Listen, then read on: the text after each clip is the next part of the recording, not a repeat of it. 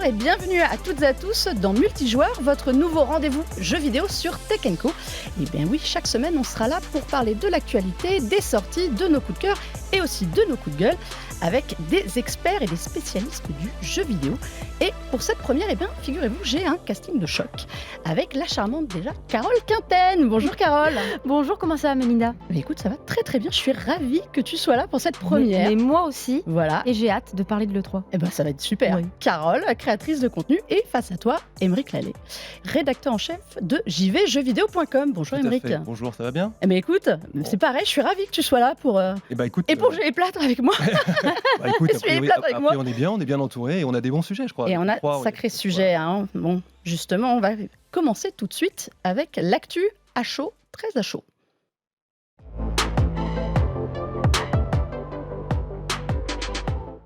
Bon, j'avoue que pour une première, c'est pas le sujet que j'espérais aborder avec vous. L'annulation de l'E3 2023, le grand salon du jeu vidéo, c'est tombé le 30 mars dernier par un petit tweet qu'on attendait quand même un petit peu pour annoncer Ritpop et l'ESA qui organisent le grand salon annuel du jeu vidéo de Los Angeles, pour dire que la version en ligne digitale et la version physique espérée étaient tout simplement annulées. Voilà, un petit message. Alors, on ne peut pas faire plus court, Oui, c'est efficace. efficace Oui. pour dire ça. Carole, c'était pas vraiment une surprise finalement. Mais non, c'était pas une surprise parce qu'on sera d'accord pour dire que depuis 2019 déjà, c'était plus du C'est tout la devenu même très dur. chose. On a Jeff Keighley avec son Summer Game Fest qui cartonne. Et quand tu vois qu'il y a tous les constructeurs et éditeurs principaux qui commencent à annoncer qu'ils vont pas y aller parce que, voilà, effectivement, quand tu peux contrôler ta communication et que ça te coûte pas un bras, parce qu'aller à l'E3, ça coûte cher, oui, forcément, hein, les PlayStation, Microsoft, Ubisoft et compagnie Nintendo, ouais, tout ça. préfèrent faire les choses de leur côté. Et moi, je pense qu'ils ont raison. Ça marche très bien comme ça, même si on perd un petit peu le côté humain, même si on a vécu des périodes fabuleuses à l'E3, mais on s'y attendait. C'est un peu triste, mais je pense que c'est on va dire le déroulé logique des choses. On tend vers un média qui de plus en plus devient virtuel. C'est pour ça. Et tu le disais, c'est pas une surprise. Et effectivement, ce qui est triste, c'est que l'E3, c'était un marqueur de l'industrie. Comme d'autres, il y en a quelques autres. Et celui-là, c'était le plus grand marqueur. Et c'est vraiment normal par rapport à l'évolution de la communication on arrive à cette conclusion-là, entre guillemets, qui n'est pas forcément une conclusion d'ailleurs, puisque peut-être qu'il y aura encore d'autres E3, mais c'est sûr que cette année, ce n'est pas le cas. Finalement, depuis 2010, les choses ont énormément changé. On va sûrement, j'imagine, en parler pour retracer un petit peu l'historique de l'E3, parce que peut-être qu'il faut expliquer exactement ce que c'est. Justement, Émeric, qu'est-ce que avec ton beau t-shirt, t'es quand même la T'as meilleure vu personne pour faire ça. Émeric, Mais c'est quoi l'E3? Racontez aux gens qui ne sauraient pas, parce que nous, évidemment, on y est déjà allé, on sait ce que c'est. Expliquez fondamentalement ce qu'est l'E3. Alors l'E3, c'est un endroit où toute l'industrie du jeu vidéo se concentre pour une période de 3 jours. Et ce que les gens ont vu de l'E3, c'est le moment où on voit les nouveaux jeux, les nouvelles technologies, etc. Mais ce n'est pas que ça, en fait. C'est aussi un endroit où il y a du training, de l'échange d'informations et des échanges commerciaux sur comment ça va se passer avec les prochains jeux et les prochaines sorties. Typiquement, ça peut être un acheteur de jeux vidéo qui va venir voir un constructeur ou un développeur qui va dire « je vais t'acheter tant de copies de ton jeu à la sortie ». Donc du coup, on lui montre pour qu'il soit convaincu et du coup, on retrouve le jeu dans les magasins après. Donc tout ça, il y a une partie émergée et une partie immergée de l'iceberg à l'E3 et ça représentait tout ça, en fait, l'E3. C'était pas que des tests de jeux et des trailers. Exactement, c'est ça qu'il faut exactement. Et effectivement, le grand public, lui, le connaît comme ça parce que c'est aussi un moment festif qui marque l'année. C'est le marqueur le plus fort. Et effectivement, le déclin qu'il a subi, c'était aussi, alors c'est important de le dire, c'est aussi un moment où on se rend compte quelle est la tendance pour tel ou tel constructeur ou éditeur. Est-ce que tu as réussi ta conférence? Est-ce que tu as un bon line-up, donc de bons jeux qui arrivent ou de bons produits qui arrivent sur les 6 prochains mois, par exemple, même au-delà pour l'année suivante, puisqu'on parlait de la fin de l'année pour les 6 prochains mois, ou alors est-ce que tu t'es loupé? Ouais. Parce qu'il y a des très beaux loupés à l'E3. Et c'est aussi spectaculaire pour toute l'industrie. Et tout ça, on va le perdre. Et c'est là que c'est triste, en fait. Après, il y a d'autres manières de communiquer, comme le disait très bien Carole, qui font qu'aujourd'hui, elles sont plus modernes, mieux contrôlées par chacun des acteurs de l'industrie, alors qu'avant, il fallait se regrouper au même endroit. Et ça permet aussi, comme je le disais, de maîtriser sa communication, parce que quand l'E3 arrivait, c'était il faut sortir le trailer, il faut sortir ceci, cela, il faut être à l'heure, il y a Microsoft en face, donc il faut répondre, il y a PlayStation en face, il faut répondre. Et ça, quelque part, ça foutait une pression. Alors, c'est vrai que c'était un petit peu la Coupe du Monde du jeu vidéo, ça a et donné ça nous lieu réunissait. à des scores fabuleux, des 1-2 pendant les échanges de conférences. Il faut comprendre que C'était magnifique. les acteurs les plus importants faisaient leurs conférences en amont de l'E3. Donc il y a généralement Microsoft qui ouvrait la danse, après tu avais PlayStation, après tu avais Nintendo, etc. Et si tu veux, souvent ils se répondaient entre eux. C'était Mais ça. oui. alors pour rappeler aux gens, en fait, quand à Los Angeles, avant l'ouverture officielle du salon, il y avait une journée de conférence. Le matin à 9 h, c'était Xbox. Oui, Microsoft. Voilà, Microsoft. Il y avait après Electronic Arts, Ubisoft. Mais surtout, la journée se clôturait avec la conférence PlayStation. Donc forcément, PlayStation avait vu ce qui était arrivé à son concurrent le matin. Donc ça nous a quand même donné lieu à des passes d'armes qu'on verra plus.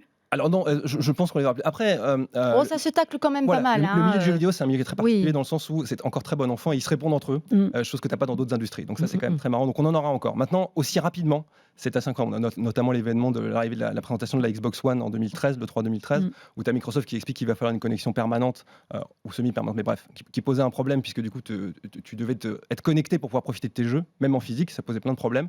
Et du coup, tu as Sony qui répond 24 heures après ou 12 heures après. Même pas, oui, le soir même. Je crois que c'est le soir même, ouais. T'as deux grands pontes de Sony qui s'échangent un jeu en disant nous chez PlayStation on s'échange les jeux comme ça et on n'a pas besoin d'une connexion permanente. Ils échangent de la main à la main. un jeu physique. Et donc ça aussi ça avait un impact sur tout le marché du jeu d'occasion. Donc tout ça ça va très loin à expliquer, mais en gros c'est une réponse du berger à la bergère dans la foulée et c'est spectaculaire. Quand tu suis l'industrie, c'est spectaculaire. Mais c'est ça. Et derrière, il y a eu quand même Microsoft qui a joué la carte de la rétrocompatibilité, qui était de dire par rapport à PlayStation, vos anciens jeux, vous pourrez y jouer sur votre nouvelle console, qui est aussi une réponse. Oui, ces moments-là qu'on fait aussi l'E3, parce qu'on se souvient de Régis et mes fils, quand il est arrivé, qui est arrivé en 2004. C'est 2004, j'y étais. Et qui arrive sur scène, c'est la première fois qu'on le voit, et qui dit je vais botter des fesses. Je suis là pour prendre des noms et botter des fesses. Voilà. Très bien. Mais c'est son autre matière. Ça, c'était quand même aussi un moment fort de l'industrie et ça posait des personnes. C'est un show en fait, vraiment. C'est un show à l'américaine et du coup c'est un spectacle. Il y a des loupés, il y a des réussites et des événements absolument incroyables qu'on a tous vécu. Et oui, c'est un marqueur de est-ce que tu as réussi ou tu as raté ton E3. C'était le moment important et ça donnait la tendance de l'année pour chaque éditeur et chaque développeur. Et c'était les frissons humains. Moi je me souviens encore de l'annonce de FF7 Remake. Oui, bien sûr. Je veux dire dans la salle, les gens qui se levaient, qui criaient, qui applaudissaient, rien que d'en parler, ça fout les frissons. Voilà, et c'est vrai que ce côté humain, avec des Nintendo Direct-like, puisque c'est devenu un petit peu la manière de le dire, on a perdu ça. Et ces moments sur scène, effectivement, avec des Miyamoto et compagnie, c'est plus du tout la même époque. Alors après, on y revient tout doucement avec Jeff Keighley. On a de vraies conférences avec un public, ça fonctionne quand même. C'est ça que j'allais vous demander. Il y a quand même quelque chose. Le 3 n'est pas juste un événement qui coûtait cher et c'est ça qui paye aujourd'hui. Il paye aussi le fait que depuis 2020 et le confinement, le Covid, il y a quand même un acteur qui a émergé sérieusement, qui est Geoff Keighley, qu'on connaissait surtout pour la cérémonie des Game Awards, donc les Oscars du jeu vidéo, qui lui a complètement pris la main sur le mois de juin. Est-ce que ça, c'est vraiment ce qui coûte cher cette année, notamment à l'E3, qui a déjà été annulé l'année dernière, rappelons-le? Je ne partage pas forcément cet avis, dans le sens où je pense que ceux qui ont vraiment précipité la chute entre guillemets de l'E3, c'est plutôt les constructeurs qui ont décidé de ne plus venir. Moi, c'est mon avis en physique, notamment pour l'histoire d'argent, mais aussi parce qu'ils ont appris à communiquer différemment. Tu parlais de Nintendo tout à l'heure, c'est eux qui ont ouvert le bal. On fait nos conférences, et donc on les fait hors de ces événements importants de l'E3, et on communique tout le long de l'année. En fait. C'est toujours la faute de Nintendo, de toute façon. Nintendo faisait ça le matin de l'ouverture du salon. Ils n'étaient pas non plus complètement à contre-courant quand ils faisaient leur Nintendo Direct. Mais avant, ils ont aussi sorti des Nintendo Direct avant ça, en fait. Ils étaient complètement en période de l'E3. Et ils ont été suivis par les autres qui sont PlayStation, enfin Sony et Microsoft. Et du coup, effectivement, il y a le moment où il fallait passer au dématérialisé a peut-être été un peu loupé. Enfin, la communication en live, pas physique, a été un peu loupé par les responsables de l'E3. Et c'est là que Geoff a pu rentrer dans la brèche et proposer aussi des tarifs, j'imagine, moins élevé pour pouvoir passer chez lui. C'est vrai que c'était des millions. On rappelle aux gens qui ne sauraient pas, faire un stand à l'E3 où vont venir des médias, où venir faire du business, c'était des stands qui coûtaient des millions. Ah mais ça coûtait extrêmement cher. Et moi, c'est ce qu'on disait tout à l'heure hors plateau, je te disais, tu as un t-shirt de l'E3 2000. Moi, mon premier E3, c'est 2013, très belle E3 parce que lancement des nouvelles consoles. On parlait de ce fameux couloir où tu as Xbox Sony, d'un côté, Xbox, PlayStation de l'autre qui se font face. Et c'était fantastique. Mais c'est vrai qu'on a des souvenirs de fou, mais c'est vrai que c'était, on sentait il fallait les moyens quand même d'y être. C'était très humain, c'est très bien, mais il fallait les moyens. Aujourd'hui, Jeff Keighley, il n'y a pas besoin d'avoir un stand. Tu es présent sur la Summer Game Fest, qui effectivement s'étale vachement, parce que finalement, c'est pas si long. Hein. C'est à peu près 3-4 jours en termes de conférences, pareil, mais c'est que ça s'étale derrière. Officiellement, finalement.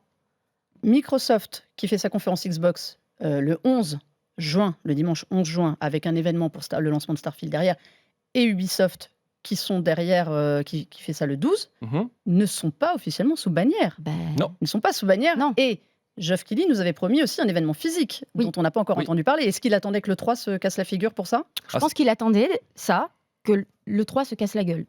Point à la ligne, il l'attendait.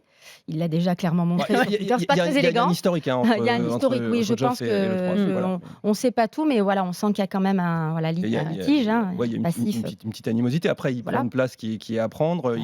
Il a communiqué comme il fallait dès le début, lui, et ça coûtait effectivement beaucoup moins cher. Donc non, pour moi, il y a une logique. Après, moins il y a d'événements comme ça, moins c'est bon pour l'ensemble de La l'industrie. Moi, concurrence. je suis très content qu'il y ait des événements comme la Gamescom, comme le 3, comme le CES. Bon, c'est encore autre chose, mais voilà. Et le Tokyo Game Show, c'est important qu'il y ait d'autres marqueurs, que tout soit pas focalisé au même moment. Et ces quatre événements importants de l'année, et ben, c'était des piliers pour tout le monde. Ça annonçait les 6 prochains mois. Aujourd'hui, avec un E3 qui disparaît, je pense qu'on perd quelque chose de peut-être moins fort pour le grand public, mais très important pour l'industrie et le business de l'industrie.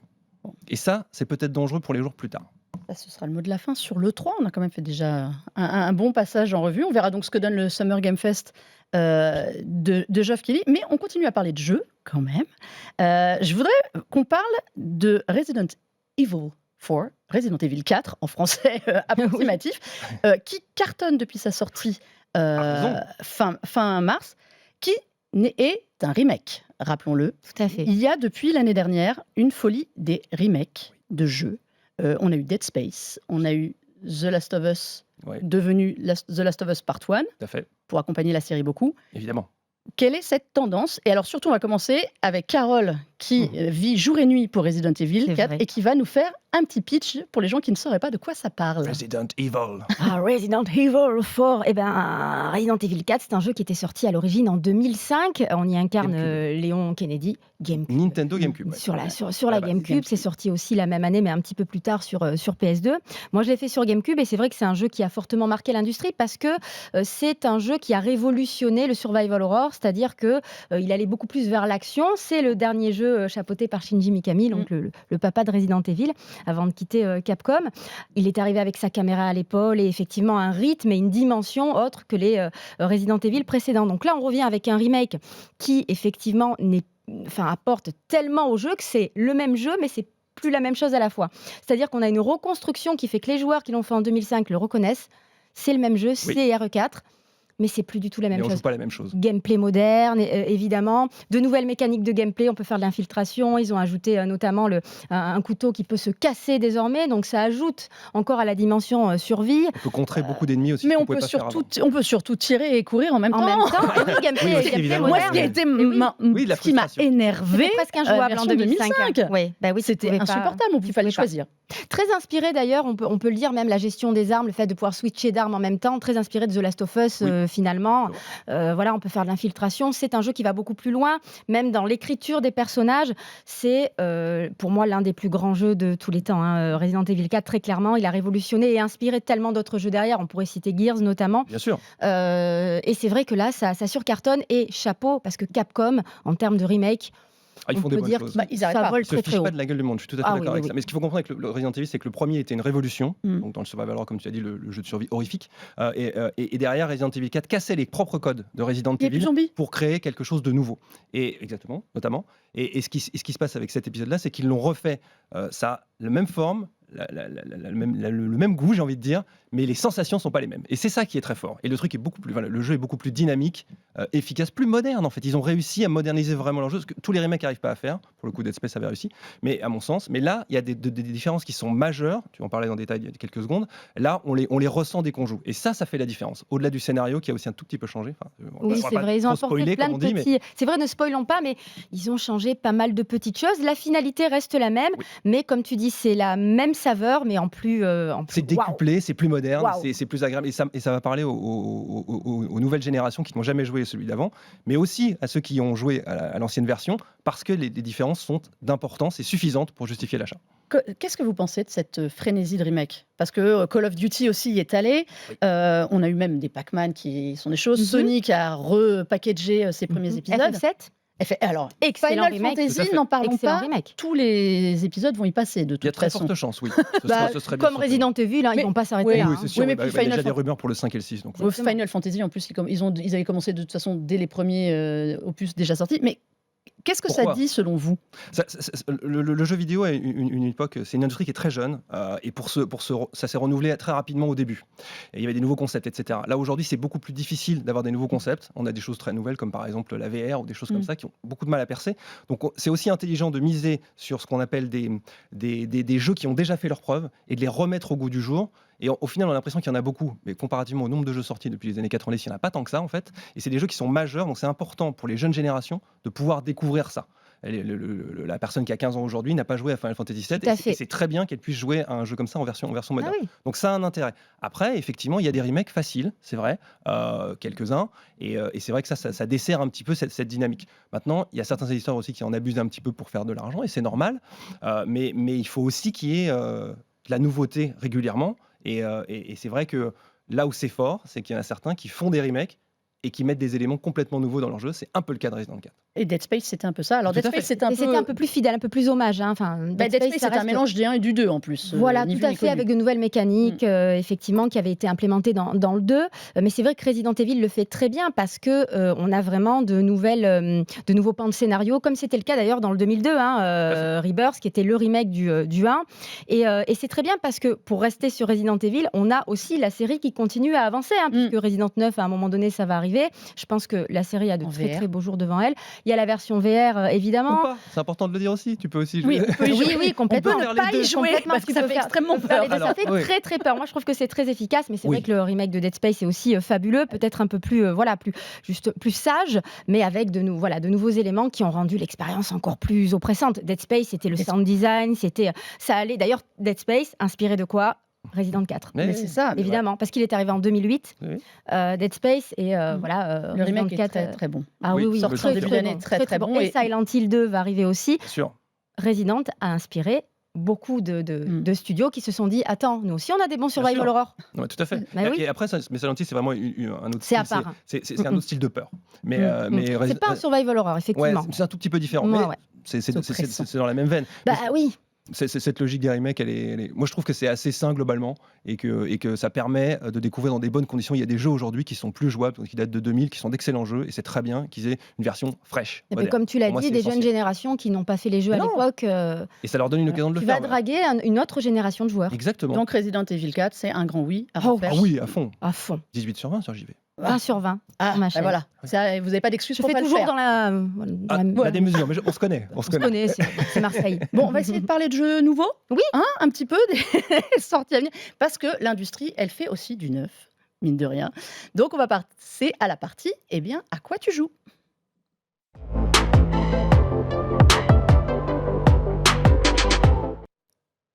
À quoi on joue, parce qu'on va jouer tous ensemble. Oui. Alors, moi, je vais vous parler d'un jeu qui n'est pas sorti, qui va sortir bientôt, et que j'ai eu la chance d'aller prendre en main.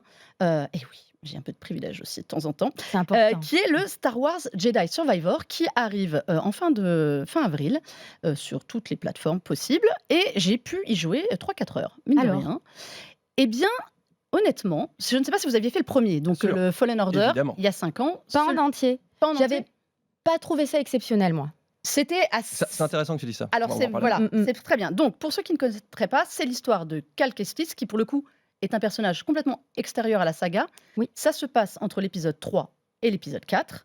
Et c'est un apprenti Jedi dans le premier. 5 ans plus tard, c'est devenu un jeune homme un peu plus vigoureux, Jedi à part entière, mais qui est là pour, justement, sauver un peu l'ordre Jedi qui a été décimé.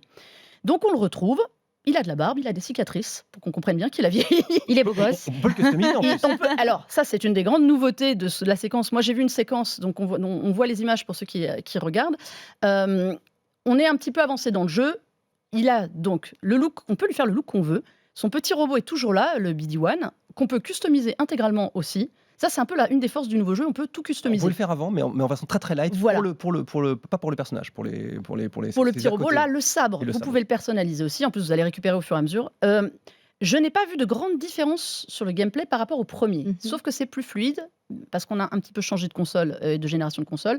Donc c'est un petit peu... forcément, ça profite un peu plus des puissances. On avance, on zigouille tout comme d'habitude, on a un sabre qui sert à ça, on a de nouveaux ennemis, on a de nouveaux alliés. Là, c'était une séquence où on était sur une planète qui s'appelle Kobo. Alors, il y a un truc qui est très drôle, c'est comme c'est une histoire originale, ils vont dans des endroits dont on a à peu près entendu parler pour les fans de la saga, mais qu'on n'a jamais vraiment visité. Comme ça, comme ils nous expliquaient, Mhm. on va pas se heurter aux fans qui vont nous dire ça ressemble pas du tout à ça dans la série. C'est l'occasion d'aller un peu plus loin dans certains Exactement. éléments Dans l'univers sombres de étendu, la saga classique, voilà, donc parce c'est très que bien. on oublie souvent d'expliquer aux gens que quand on prend des univers qui sont connus, les Avengers, DC Comics, tout ça, ils n'ont pas le droit de refaire, sauf si le jeu sort en même temps qu'un film, d'aller piocher vraiment tel Mhm. quel dans un film, donc il faut qu'ils inventent. Et ben, je trouve que c'est pas mal. Parce que là, ça nous donne un monde extrêmement ouvert où on peut se balader, qui est assez sympa, qui est assez verdoyant là sur ce qu'on a vu. On a vu des grottes comme on voit ici, on a vu des espaces un peu lave et des espaces verts qui sont assez réussis. Ça profite. Alors c'est pas sous Unreal Engine 5 apparemment. Mhm. Ils n'ont pas voulu nous confirmer, mais donc on s'est dit que c'est pas ça, sinon ils en seraient très très fiers. Le prochain tout le monde- moteur tout le monde le graphique dit, hein. Oui. de haut vol, mais c'est un peu plus beau que le précédent. On sent qu'on a quand même changé de génération, mais c'est pas non plus Alors- pour moi à niveau d'un vrai jeu next-gen comme on pourrait attendre Mhm. graphiquement. C'était déjà le cas du premier, en fait, dans le sens où le gameplay était assez approximatif, ce qui pouvait déranger. Tout ce qui était contact entre les formes en 3D, quand tu frappes avec ton sabre ou quand tu sautes sur un rebord, c'était pas très clean, en fait, par rapport à d'autres jeux. Ça n'empêchait pas de profiter du jeu et de l'histoire, mais c'était pas impeccable non plus. Et ils ont gardé cette recette. Et en fait, c'est une espèce de marque de fabrique aussi, qui te permet d'avoir un jeu où t'es pas toujours sûr que tu vas forcément y arriver. Ça donne une espèce de côté un peu, pas aléatoire, c'est exagéré, mais un peu inquiétant quand tu combats. Et ça, je pense que c'est voulu qu'ils aient gardé ça. En fait, c'était un choix. Au début, je pensais que c'était pas réussi dans le premier. Finalement, non. C'est un choix. C'est un choix, ils l'ont appliqué exactement dans le deuxième. C'est un choix de gameplay et ça donne un goût à l'aventure différent. Voilà. Et alors les sabres, on peut choisir d'avoir son sabre classique, un double sabre, un sabre long. C'est pareil, ça va permettre à chaque joueur de trouver son style. On peut évoluer selon ce qu'on préfère, avoir plus de force. Et en fonction du type d'ennemi que tu affrontes aussi, d'après ce que Ouais, moi, j'ai compris. là-dessus, j'ai trouvé qu'il y avait une avancée Mhm. dans les phases de combat qui sont assez sympas. Bah, il faut quand même qu'ils aillent plus loin que le premier Évidemment. épisode, parce que sinon, effectivement, ça fait un peu 1.5. Ça fait un peu 1.5. Moi, c'est vrai que le premier épisode, j'avais pas été au bout, parce que si je suis pas allée au bout, c'est que forcément, à un C'était moment couloir. donné, il y a quelque chose qui m'a pas. C'était un peu dirigiste. Je trouvais que le héros était un peu fade. Alors, tu vas pas forcément être C'est plus encore le cas, emballé. Ça, Il n'y voilà, avait pas bon, que le héros, hein. Il n'y voilà. avait pas que le héros. Après, effectivement, il y avait une ambiance, une atmosphère. Je trouvais ça assez joli, mais voilà, en termes de gameplay, c'était assez classique. J'avais pas plus accroché que ça. Donc, si tu veux, oui, hâte de poser les mains dessus pour voir un petit peu ce que ça donne, mais voilà, oui, ça donne l'impression de rester un peu sur les mêmes bases. Alors, tout à fait, mais Ouais. on dit ce qui ne va pas dans le jeu et dans la version précédente, mais il y a aussi des choses qui allaient quand même très bien, il faut remettre les choses à leur place aussi. Ils avaient un très bon scénar, avec une conclusion qui est discutable, mais ils avaient un très bon scénar, ils avaient une très bonne adaptation de l'univers Star Wars et une maîtrise. Parce que Ça, c'est vrai. Oui. Ça, là-dessus, ils ont créé un univers qui est extrême. Là, on Exactement. peut faire Et qui est plein un de peu en choses. marge. Et qui est un petit peu en marge de ce qu'on est sur Star Wars. C'est très bien interprété. Tu disais qu'ils inventent, mais en fait, ils sont contrôlés quand Ah, même mais ils sont derrière, parce qu'ils font pas extrêmement n'importe quoi cadrés. non Ah bah, plus. c'est Disney. Hein. Exactement. Et ça Ouais. te permet d'avoir une autre vision de Star Wars. Et ça, c'était la fraîcheur du premier jeu. Et je pense qu'ils vont les garder dans la deuxième. si j'ai Là-dessus, compris. on retrouve les mêmes marqueurs. Bah voilà. On Mais ça, retrouve les mêmes marqueurs. en fait, ça a l'air d'être le même jeu, mais en mieux. Et en espérant Voilà. que tout ce qui n'allait pas a été un petit peu corrigé. Ou alors, à minima, amélioré ou conservé pour le faire d'une manière plus efficace. On peut voler sur des animaux, on peut Oui. gambader, ça déjà, Oui. il y a une plus-value. Il y a une plus-value sur l'univers, Oui. beaucoup plus large. On peut faire des choses. Alors, vous avez un village là dans la séquence. Moi, j'ai pas tout vu. Sur la partie qu'on pouvait jouer, vous avez un village où on peut ramener des gens qu'on va croiser dans des quêtes parallèles, les amener. On va pouvoir Alors, customiser un peu le village. C'est ce que on j'ai peut, compris, ouais, moi. c'est ça. Alors, on peut ramasser des graines. On essaie de les planter, mais on n'a pas eu le temps de voir si ça poussait. Donc, Ah. j'imagine que ça ne sert pas à Vous n'êtes rien. pas resté assez longtemps. Mais c'est le problème. J'imagine que ça pousse. Mais voilà. Mais bon, on en reparlera un petit peu plus longuement dans un prochain numéro de Multijoueur, parce que ça sort le 28 avril sur toutes les consoles. Mais bon, voilà. Donc, est-ce qu'on l'attend ? Oui, bien sûr qu'on l'attend. C'est sans doute le jeu qui a le plus de force en ce mois-ci, à mon avis. Ben, on verra. Alors, je vais vous parler d'un petit jeu qui est, lui, pour le coup, déjà sorti, qui est Road 96 Mile Zero, qui est la suite. Alors, on va finir très très vite dessus, c'était pour vous en parler. C'est la suite de Road 96, qui avait été quand même sacré meilleur jeu au Pégase l'année dernière, un peu à la surprise générale, on va pas se mentir. Moi, j'avais beaucoup aimé ce jeu narratif, C'est très sympa. un peu étrange, où on est dans une dictature, et donc l'idée, c'était une bande d'ados qui devait prendre cette fameuse route 96 pour quitter le pays et échapper à la dictature. On retrouve cet esprit, mais dans un jeu, dans une extension qui est très courte, un peu barrée quand même, Ouais.